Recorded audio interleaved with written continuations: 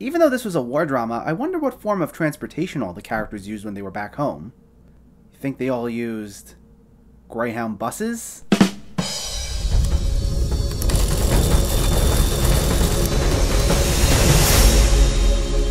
Greyhound stars Tom Hanks as a naval commander in World War II whose ship is attacked by a German U-boat. Even though the crew successfully wards off the initial attack, their victory is short-lived when they find themselves being hunted by a wolf pack of even more U-boats, placing them against insurmountable odds. This was originally going to be released in theaters, but with the pandemic still going on, it was just sold to Apple TV Plus, where it premiered over the weekend. The movie was directed by Aaron Schneider, whose only other film was 2009's Get Low, which is actually a pretty underrated film. I'd recommend checking it out if you get a chance. But the script was written by Hanks himself, and this is not his first time screenwriting. He previously wrote and directed both That Thing You Do, which was great, and Larry Crown, which I haven't seen but I heard mixed things about. And this is also not his first time in a World War II drama, having previously starred in the excellent Saving Private Ryan, which I actually just discussed in my top 10 best Tom Hanks movies of all time, so if you haven't seen that, definitely check that out. And not that I was expecting this at all, but those two films are not even remotely in the same league. In fact, this isn't even in the same league as That Thing You Do, to be perfectly honest. I didn't think this movie was bad, but I had an incredibly hard time caring about any of these characters. The screenplay is by far this movie's biggest weakness, especially because every character here, they're placed in horrific situations. They're constantly in a fight for their lives against these German U-boats, and the attacks are horrible. But the problem is,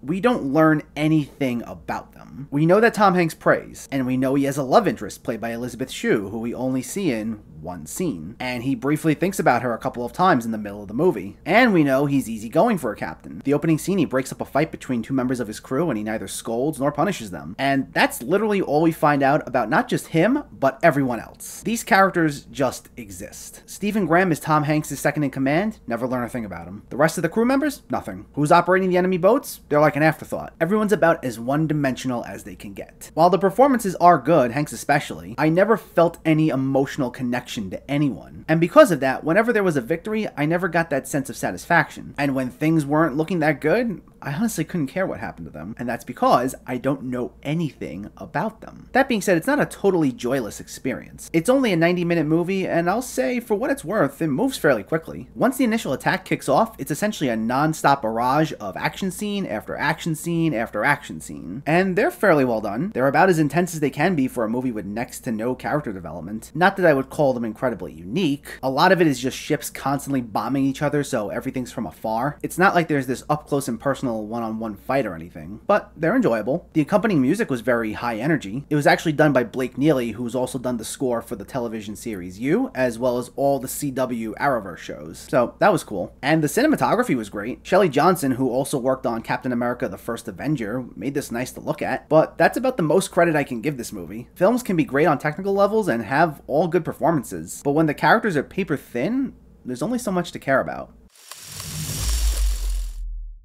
I wouldn't call this movie bad, but it is very disappointing. Like, you do have solid performances, particularly from Tom Hanks. It's also very fast-paced with a lot of well-done action scenes, and it's good on all technical levels, including direction, score, and cinematography. But the best compliment I can give this is that it's a mindless action movie. All the story is just this crew who's up against a non-stop barrage of attacks for 90 minutes. Which is fun, but these are characters who, outside of Tom Hanks for like 5 minutes, have no arc or development. And because of that, there was never any emotional investment, and I only cared so much. If you happen to have Apple TV Plus and you're looking for something new to watch, you can check this out. But you don't need to go out of your way for it, and if you never see it, you're not missing anything. Greyhound gets a 6 out of 10.